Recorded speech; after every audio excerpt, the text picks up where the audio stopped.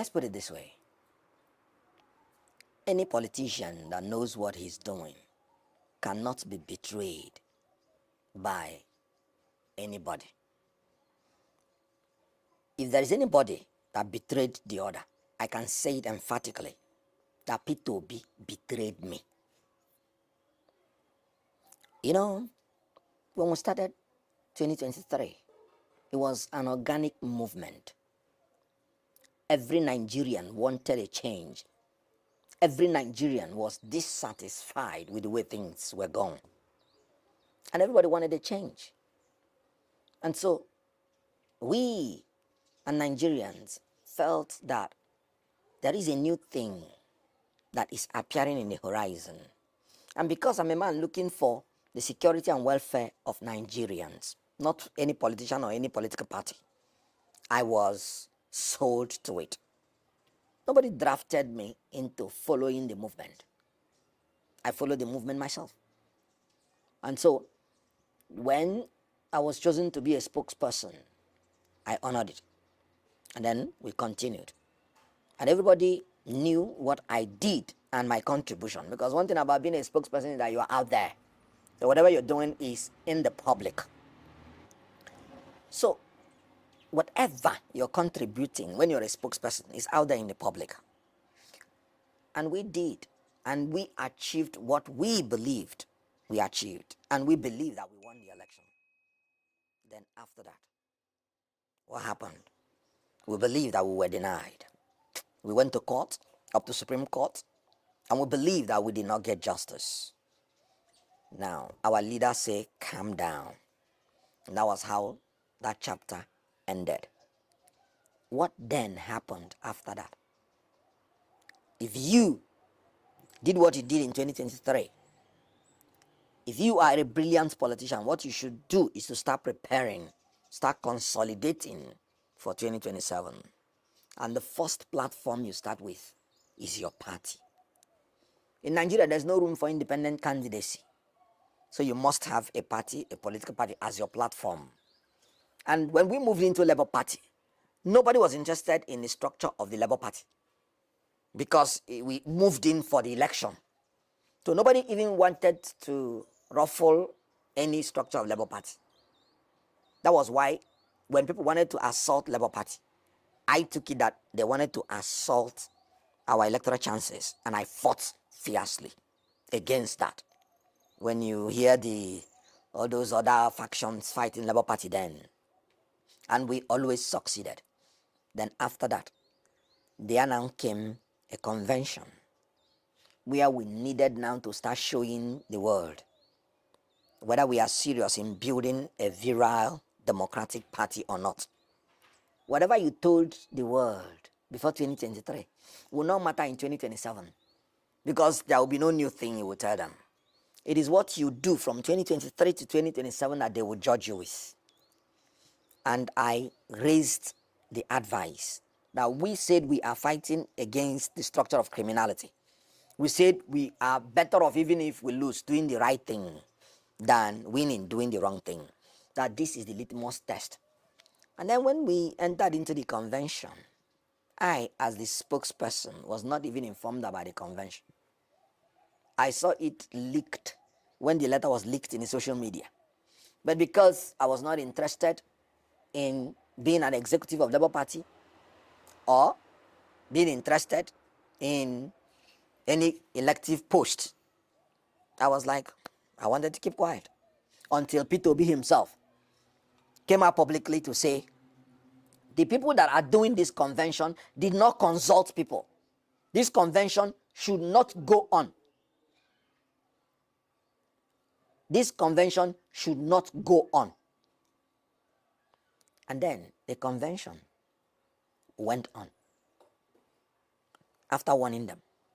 And then, knowing the consequence that a leader has said something and the people did not follow the leader, the next thing is that the leader ought to embark on doing something to ensure that his order was obeyed. I called P2B privately. You made this public statement. Do you mean it? Or was it a political statement? Because I have no dog in this fight. And then he said, he meant it. can't I see that he did not even attend the convention? And I'm like, what a cheek. What gave these people the power to continue when our leader has spoken? And that was when I came out to say that convention is illegal and is null and void, and presented my facts by law, because in fairness, it was an illegal convention. That was how I said, no, it can't stand. Then you, the P2B that said that, after a little while, they went and lied to P2B that INEC has accepted them. That was a lie they told him. And then P2B surreptitiously went back to them. And I'm like, sir, you have made a public statement on integrity. Even if INEC has accepted these people, that is not a criterion for you to go back and start dealing with them. Because these people have shown that they are not democratic. If you go back to them, they will destroy your political career. And everything you have said about integrity and everything will die. That these people are now agents in the hand of the government to destabilize you. That you should not try it. And that since you have made a public statement and we have started acting on it, if we go back, it's going to affect our integrity. Me, I don't go back. Because not only that you said it, it is true that what they did was absolutely illegal and unconstitutional. If you go back to them, I will not go back to you. I will not go back with you. And you know what? I called all the people that were in the inner circle and told them the same. Look at what our guy is trying to do. He wants to go back with the Abure people. If he does it, he's not going to go back with me, because I do not swallow back my words. And after saying all those things, within like 72 hours, he went back to Abure's office to publicly endorse them. And when he was there talking to them, one of the leaders in that executive sent me the video to mock me that the person I'm fighting for against them has come to their office to endorse them. What am I waiting for?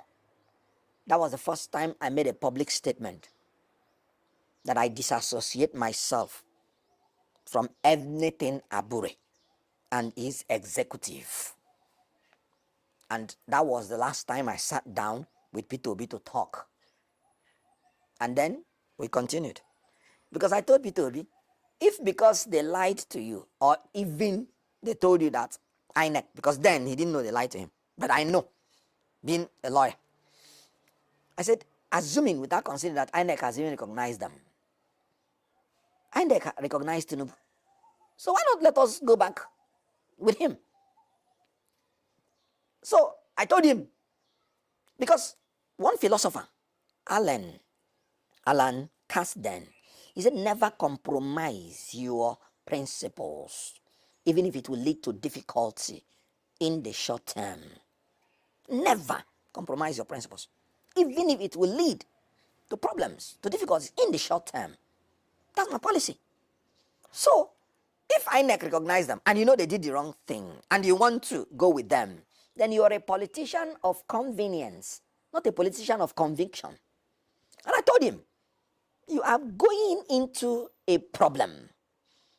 And so we continued. I disassociated myself and continued on that platform. It dawned on him, because when he went to endorse them, he saw the backlash. Then he said, no, he's looking for reconciliation. I said, fine. That is still a very good escape route for him, if he can, maintain it and distance himself from them. It was when INEC now publicly disassociated itself from Julius Abure. That was when Obi now came out and became neutral. And I'm like, sir, you cannot be neutral on this issue. Something has to be done. And then, even when INEC disassociated themselves, Labour Party did not have leadership, and confusion was breeding everywhere. I said, sir, you cannot be neutral. You have to say something. NLC had a meeting, and all of us came there. And he said he prefers to sit on the fence. And I'm like, hold on. In front of everybody, I said, sir, this is not something you can sit on the fence. A leader must take a decision. And he insisted he prefers to sit on the fence. And I said, okay. When he left, all the people there, we are so annoyed. I still begged them. I said, please. Because I know that his political career is on the line. I still begged them. I said, please, let's write a letter to him and still give him time to take decision. Because everybody wanted to implement whatever is his wish. Because people were fighting for him. We wrote a letter to him and still gave him some time. He still did not reply at all. That was when we came up with the caretaker committee idea. It was my brainchild. I went into the constitution and I told them, the NWC having been rejected, this is the only choice we have legally. And that was how it was carried. And Alex Oti, the governor Alex Oti, took it upon himself because he's a more decisive person. And then organized the Uma here trip where they, chose and Obi came and announced the caretaker chairman. After that day, Julius Abure people went to court. Obi even told them that if they go to court and win, he will support them. After he's announcing the caretaker committee. And they went to court and won. And Obi abandoned the caretaker committee and started working with them. I was still maintaining my stand. I still told the whole world. I said the High Court decision is not according to the law. Because I'm a minister in the Temple of Justice. And our first rule in professional conduct is that we are trained to uphold the rule of law. Abure went to Court of Appeal, as in the caretaker committee went on Court of Appeal. And Abure won. By then, Obi had made up his mind that these people are the authentic one. And he was working with them. The gubernatorial election in Anambra State, it was Abure people that brought the candidate of Labour. Obi worked with them on that. And then I made it clear after the Court of Appeal decision, and I saw that Obi is still working with these people. Remember, they asked the legal advisor of Labour Party openly, and he said Obi is working with them. Within the time they went to court, I maintained my stand that the High Court and the Court of Appeal, they are in error because that did not accord to the law. Because the law is very clear. The Supreme Court has held that the court does not have any jurisdiction to interfere in the internal affairs of political parties. And I say this is the position of the law. And the High Court and the Court of Appeal erred in law. And that even if they go to Supreme Court, and Supreme Court holds that they are right, I am done with Labour Party. Because I have seen what they are doing, and that's not what should be done. And my principle will not allow me, knowing that they are not doing the right thing, to follow them. So I resigned from the Labour Party because I said, whatever is the decision of the Supreme Court, whether it is for caretaker or for Abure them, I do not think I want to work with this set of politicians that do not have principle. And throughout the time I worked with Obi, I never consulted, worked with any politician whatsoever. And I'm making a public statement. When I was in PDP, I never consulted and worked with any politician outside PDP. When I was in APC, the same thing. When I was in Labour Party, the same thing. So I resigned from Labour Party. And then, when the Supreme Court gave judgment, that was when Obi remembered again the caretaker committee. Caretaker committee was in abeyance. As a matter of fact, I was the one who even going to the press when they asked me anything, defending them. Even when I resigned from Labour Party. Because as you know, I'm a public affairs analyst. And I state the facts anytime as clear as possible. So when the Supreme Court gave judgment, it was in favor of the caretaker committee. That was when Obi came back. And when we had that meeting, he said, let us take the CTC to INEC. And they went to INEC. And then they took the CTC there. Yet INEC did not do anything. INEC was delaying. And since then, what has he done? So the issue here is that Obi, when he said that somebody betrayed him, it is not true. Obi is the one betraying himself. And let me tell you the gospel truth. Nobody is murdering Obi's political career. Obi is committing political suicide.